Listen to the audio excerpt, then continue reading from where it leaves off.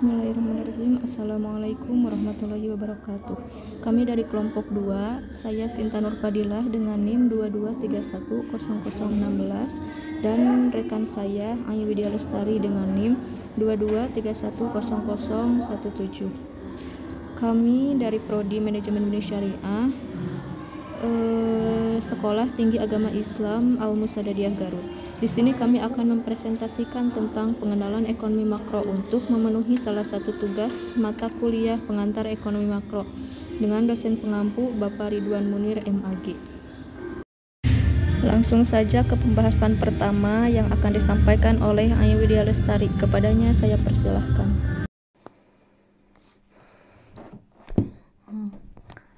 Baik, di sini saya akan menjelaskan tentang histori ilmu ekonomi makro.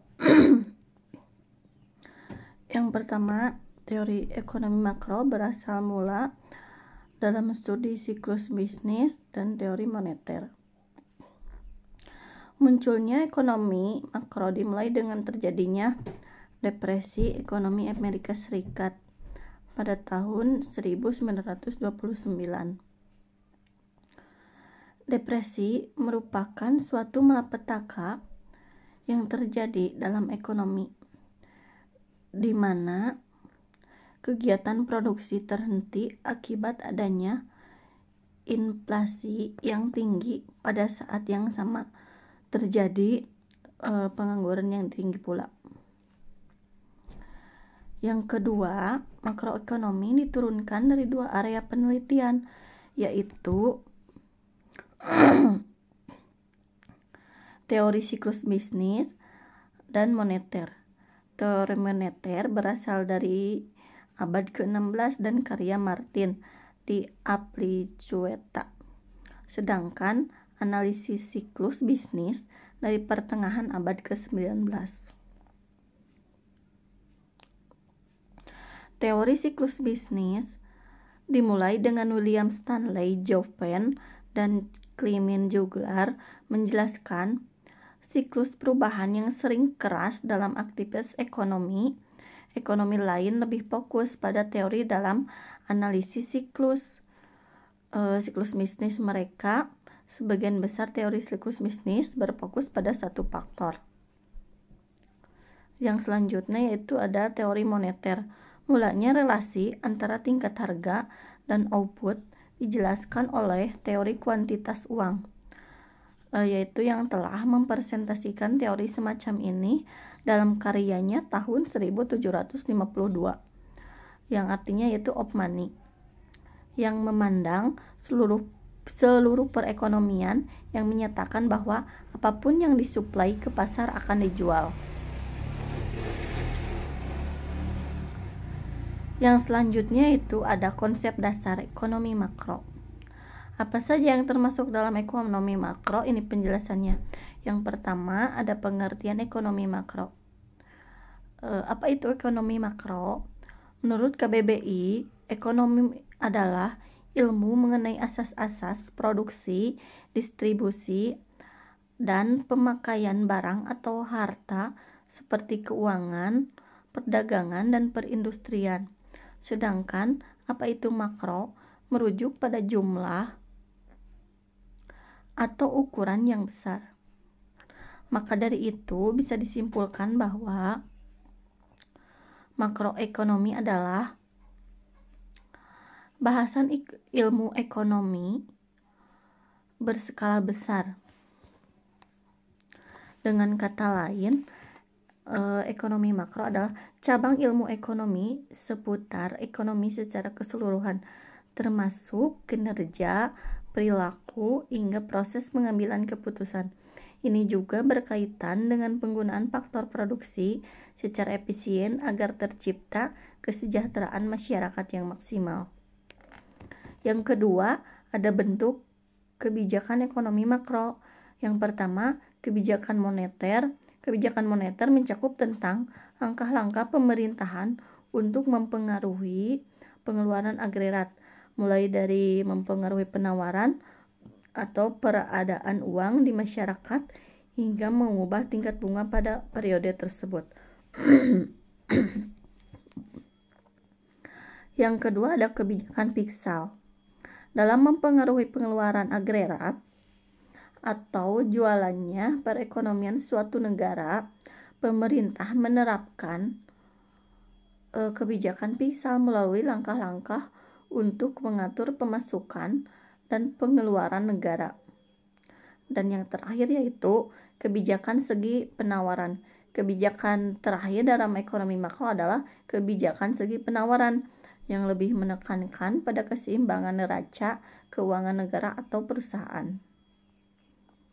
Yang ketiga ada ruang lingkup ekonomi makro.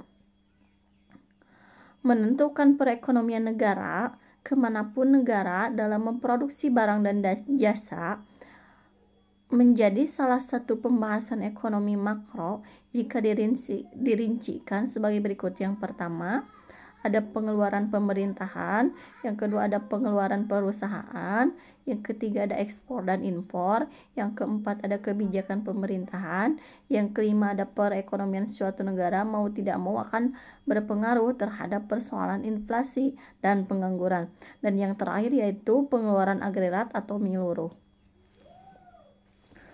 Masalah ekonomi akan muncul jika pengeluaran tidak mencapai tingkat ideal. Dengan demikian, pengertian ekonomi makro sangat fokus dalam pembahasan berbagai persoalan inti perekonomian secara aktual. Sangat jelas, ekonomi makro memiliki peran penting karena menyentuh semua aspek kehidupan dan kepentingan masyarakat. Dan yang ketiga yaitu tujuan ekonomi makro. Ekonomi makro umumnya juga akan membahas dan mengupas tentang tujuan. Adanya beberapa tujuan yang esensial, diantaranya meningkatkan pendapatan nasional. Tujuan utamanya jelas yaitu untuk meningkatkan pendapatan nasional. Yang kedua, membuka lapangan pekerjaan. Tujuan utamanya yaitu membuka lapangan pekerjaan. Semakin banyak lapangan kerja yang dibutuhkan, maka semakin masyarakat akan terserap. Ketika terserap, maka tidak ada kesenjangan ekonomi terlalu drastis dan pertumbuhan masyarakat pun stabil. Pembahasan yang keempat adalah masalah ekonomi makro. Dalam permasalahan ekonomi makro itu terbagi beberapa. Yang pertama, permasalahan ekonomi makro yang sering terjadi bahkan bukan hanya di Indonesia. Dua, pertumbuhan ekonomi terganggu. Yang ketiga, tajamnya angka pengangguran dan kemiskinan. Yang keempat, terjadinya krisis nilai tukar uang terhadap utang luar negeri. Yang selanjutnya terjadi inflasi. Inflasi itu yaitu kenaikan harga pasaran. Yang terakhir ada kekalahan daya saing. Selanjutnya yaitu tentang aliran pemikiran ekonomi makro. Dalam teori ekonomi makro lahir dikritik Keynes terhadap teori ekonomi klasik. Sebaiknya ekonomi Keynes mendapatkan tanggapan dari kaum klasik sehingga melahirkan aliran pemikiran yang dikenal sebagai moneteris. Ada beberapa aliran ekonomi makro, diantaranya yang pertama aliran klasik. Dalam aliran klasik ini terdapat dua pandangan. Yang pertama tentang pasar dan yang kedua tentang uang. Selanjutnya ada aliran Keynesian. Ada dua pandangan juga. Yang pertama ada pandangan Keynesian tentang pasar dan yang kedua tentang uang. Selanjutnya aliran ekonomi mikro dan makro. Ada dua aliran. Yang pertama, ekonomi mikro melibatkan berbagai macam teori seperti distribusi, harga dan produk, dan yang kedua ekonomi makro fokus dengan output, pendapatan, kemungkinan deflasi dan inflasi serta lainnya.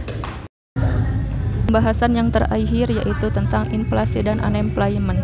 Inflasi merupakan salah satu konsep dasar ekonomi yang mana memberikan pengaruh terhadap pertumbuhan ekonomi, daya beli masyarakat, dan kecenderungan masyarakat dalam berinvestasi.